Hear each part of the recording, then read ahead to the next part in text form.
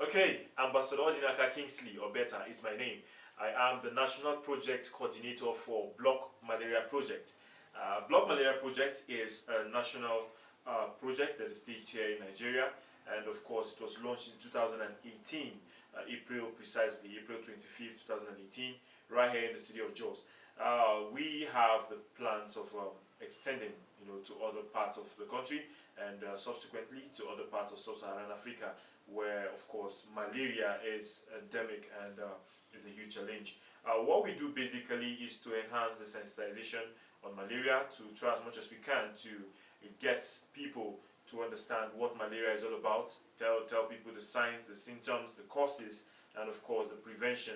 And we advocate strongly for individuals who are having symptoms of malaria to get tested before they get to implement any form of treatment for malaria and other diseases basically. So we started in 2018 here in Jos, and we started with a particular community, the Angwan Rukuba community, that plays host to thousands of people. And what we did basically was to sensitize them on malaria, to tell them the causes, tell them the challenges that comes with it and all that. And we also made sure we distributed a couple of mosquito-treated nets so that they can use, and we also taught them how to use this net. What we do basically as young people, we are basically young people on the project. We think that we have something to offer to the society. We think we have something to do that can help make society a better place. Malaria has been a huge challenge in our public health care system for a very long time. Nigeria particularly have suffered from malaria for close to 100 years now. And recently, countries like Argentina and Algeria were certified malaria-free by the World Health Organization. That's a plus, and I'm quite excited because Algeria is an African country, and Algeria was also certified. I believe that if Algeria could do it, Nigeria could get there, though our weather is quite different, and I would say that of sub-Saharan Africa favors more breeding space for the vectors. But not to worry, not to worry. If every individual, if every citizen of Nigeria would abide to try as much as we can to, keep our environment clean, to ensure that we don't keep dirty plates and dirty clothes around, if we would ensure that we sleep under treated nets, if we would ensure that we don't keep stagnant water around, if we would ensure that we get tested before we commence any form of treatment for malaria, then I think we're going to make a huge progress. Because looking at how Algeria were able to do it, the government was intentional about eradicating malaria for straight 30 years. And with that level of commitment, the people had to be committed too. And within a short space of time, we discovered that they've been able to get the feat that we are all celebrating today. Nigeria could do that too, but I believe the government has a part to play. You, the citizen, have a part to play. And we, who are passionate about trying to see that this works out, also have a part to play. We've started our part by commencing the project, and we intend to have this project last as long as we can. But we have a target. We're looking at 2030. This is 2019, and that means we just have about 11 years to go. So we are working basically with 3 goals of the United Nations, and those basically are the Sustainable Development Goals. We're working with Goal 3, which is of course good health and well-being. We're also working with Goal 6, which has to do with clean water and good sanitation. And we are also working with Goal 17, which is a partnership. So we are partnering with as much individuals, as much organization as possible to bring this project to success in any state we stage it. And we are also considering Goal 6, particularly because you can't discuss malaria eradication without discussing sanitation.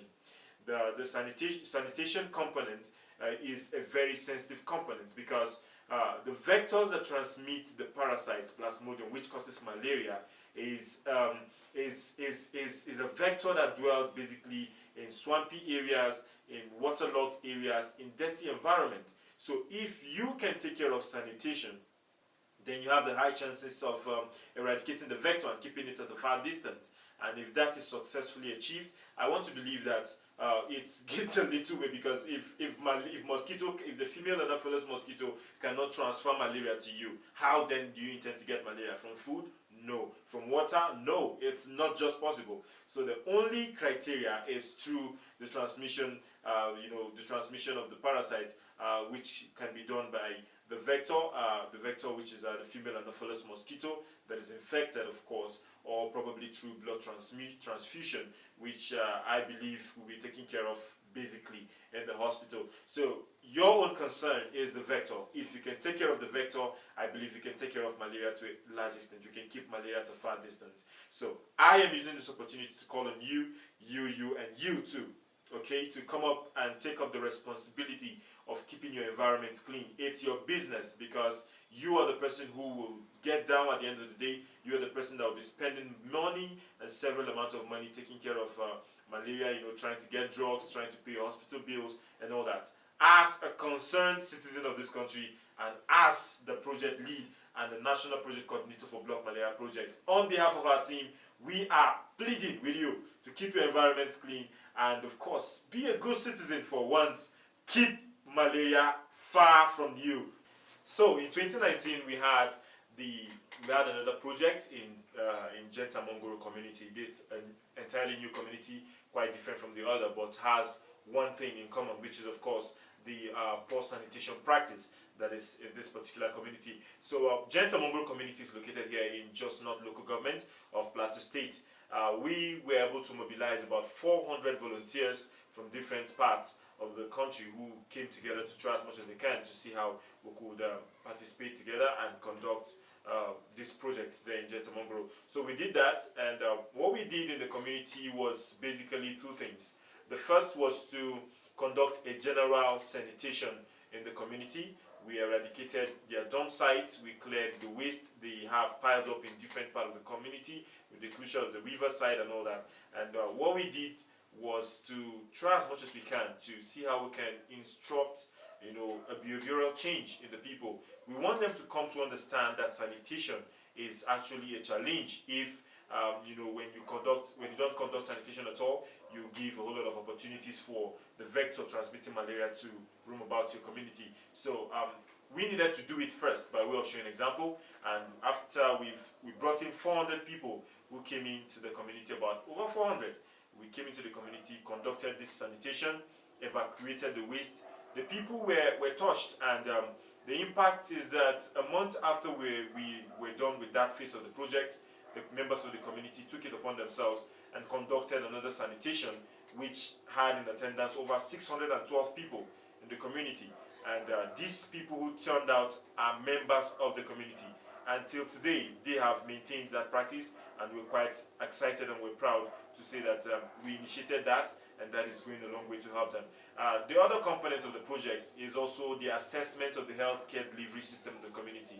We came to understand that Jenta Mongoro as a community lacks a health facility. They don't have a clinic, they don't have any hospital, so when they are sick, they need to leave, they need to go outside of the community to another location, which is not too far, but considering the bad nature of their road, can be very detrimental. So we are assessing the healthcare delivery system of the community. We want to know, where do they go to when they are sick? How do they get to the place? How convenient is it for them? And when they have mothers, when they have women who are pregnant, how do they take care of these women? Okay, how do they take them to the hospital? Where do they deliver? And all that. When they have kids who are down with malaria, how do they attend to these kids? Who prescribes the drug? Are they tested before they get these drugs? All these things are things that we're checking out. So currently we are we're making plans to conduct a medical outreach in the community, and we're using this opportunity to also seek for your support. In any way you can support us, please send us your support, get across to us, let us know what you can give us. We need treated nets, we need anti-malaria drugs, we need test kits for malaria, and of course we need so much of that. So whatever you can do to support us, please send it in. And we are having this outreach on the 19th of October 2019. We'll be quite excited to get your support. I'll be excited to also get you to partner with us. It's an open thing, and it's everybody's business. Eradication of malaria in Nigeria is everybody's business, trust me. So we're still with Jenta Mongoro community. We'll be rounding up with them in October, and we're picking another community where we'll be going straight to also have this happen. So that's basically what we're doing. Thank you so much.